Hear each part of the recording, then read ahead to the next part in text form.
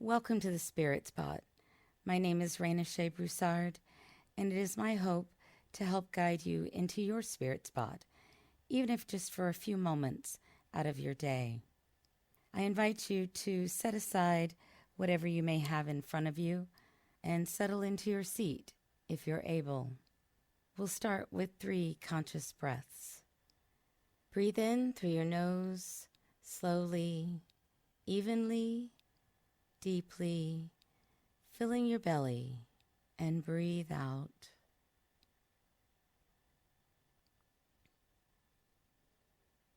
Breathe in.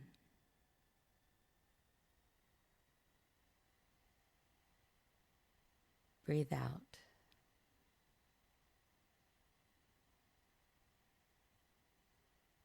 Breathe in.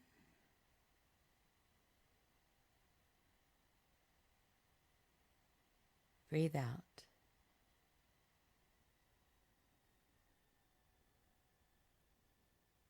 I've had a request to do more talking and less reading in the spirit spot. So I thought I'd give it a try, and when something comes to me that seems valuable to share, maybe I'll do so. I'm not sure how often I'll do this, though. I'd love to get your feedback. Our touchstone for today is consciousness. At the beginning of the pandemic, I and a few of my friends were feeling very helpless, like there was very little that we could do to help the world, especially if we were isolating in our homes. I was able to encourage myself and one of my friends in particular when I started to describe to her what I believe is the true action power of prayer. To explain my thinking, I have to back up a little bit. You see, I believe in a concept of a mass consciousness on the planet. Everyone, everything, every living thing on the earth has a vibration.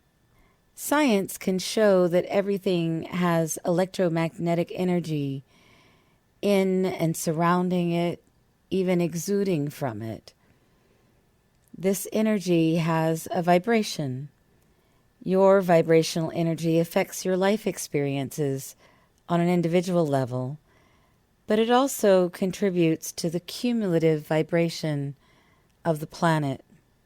This energy can be positive or negative, or I suppose at times also neutral, although that's generally quite rare among humans. When a person sends negative energy at another person, they are contributing that energy to mass consciousness. They also very likely spark more negative energy in the person at whom they have expended their negative energy, the person who's their victim, shall we say, or the receiver of their negative energy. Now, the receiver of negative energy has the option to transform that energy by their response to their experience. But unfortunately, usually, a negative experience creates a negative reaction in the receiver, who then is likely to pass on the negative energy to others. As I mentioned, negative energy can be transformed if the receiver is intentional and takes responsibility for their own inner state. Even then, this process is seldom instantaneous and may require intentional work on the part of the receiver to transform the negative energy into something positive. Similarly, when a person sends out positive energy to others, this also adds to mass consciousness on both individual and global levels. So, what is this vibration made up of? I believe it's the cumulative sum of one's thoughts, feelings, emotions, choices, and actions. These have creative and attractive power, meaning that one's vibration draws into one's experience more of the things that have similar vibration. Perhaps you've heard of the law of attraction. This is what I'm describing. It is at work in our lives all the time whether we are intentional about it or not. The simplest way I can think of to introduce this idea, if it's new to you, is to realize that our perspectives influence what we see around us. So if we're feeling negatively, then when we look at the world around us, we are more likely to notice negativity. Similarly, if we're feeling positively, when we look at the world around us, we're more likely to notice positivity. In this way, we draw more to us of what we are already experiencing, expecting, feeling, or vibrating. Now, one need not be concerned or scared about fleeting thoughts or feelings, but deeper and more lasting feelings have more power. Also, it is the emotion behind the thought that truly gives it its vibrational or creative power.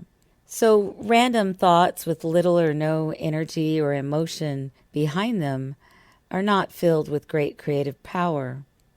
Thoughts with strong emotion associated with them, though, have a sort of magnetic energy to them that attracts experiences of like kind. Now, this is not about magical thinking. Just because someone thinks really hard about and pictures a red Ferrari doesn't mean that they will manifest a red Ferrari into their lives. Although there have been experiments wherein someone focuses on something like a red Ferrari and shortly afterwards begins to see red Ferraris on the road. Is this only because the person has predisposed their mind to notice red Ferraris? Well, some people have been known to manifest a red Ferrari into their life using visualization. But it's not as simple as just visualizing. One has to create an emotional vibration that is a match to the thing one wants to manifest. Usually this means that a person first has to do the work of clearing limiting beliefs around money and one's worthiness to own a red Ferrari. It can be done, but it's seldom quick or easy. So each individual's vibrational energy contributes to attracting their personal experiences, but simultaneously contributes to the global or mass vibration or consciousness of the entire planet. I imagine this global consciousness, if we could see it, would be like a web of fine tendrils of energy crisscrossing the earth, filling the air, objects, and the space around us with this web of energy. There's no time or space in this web. So the energy I send beyond my own body is instantly part of global consciousness. So what is all this talk about electromagnetic energy and vibrations, and what does this have to do with prayer? Well, I don't believe that God chooses winners and losers in life. It never made sense to me to think that God would choose one football team to win over the other. God loves all his children, so why would he have favorites? I believe God says yes in answer to our prayers. The answer is always yes, or yes, but I have something better in mind, or yes, but not quite yet. God is many things, but one thing most people can agree on is that God is our creator. And I see God as the creative principle constantly at work in our lives. This law of attraction that I've been talking about and global or mass consciousness are simply tools through which the creative principle works. So when we send positive thoughts and energy or prayers, they are made up of tangible stuff, real material energy that even though we can't see it, could be measured by science. This energy has a vibration that is real and has an effect and an impact on individuals and on the planet. Because I believe in the power of prayer, I believe it's important to be careful about the thoughts that I use in prayer, especially when praying for others. I recognize that I do not know what is best for others, so I always pray for another person's highest good, which is only known by that soul and by God. In practicality these days, when I pray, I simply send love and light. I use my imagination to see a white gold light of Christ consciousness at my heart center. I allow that light to expand, to encompass me and my body, and allow it to spread out into mass consciousness, to touch the person for whom I'm praying. Words and even thoughts are unnecessary, for it is the emotional vibration behind the prayer, the love and light that have power. So no matter where you are, no matter what you are capable of doing, even if you are alone and physically isolated, even if you're not able to communicate with another via phone or other technology, you still have the capacity to have a real and tangible impact on another through prayer.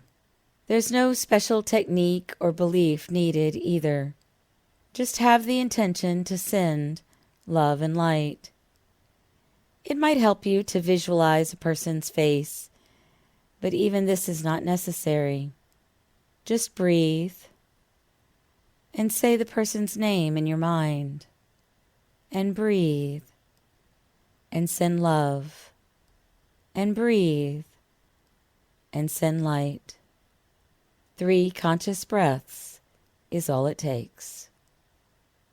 Again, our touchstone for today is consciousness. I invite you to pause throughout your day for 3 conscious breaths and to reflect on how you can have a positive impact on others through your consciousness. And may you create a great day.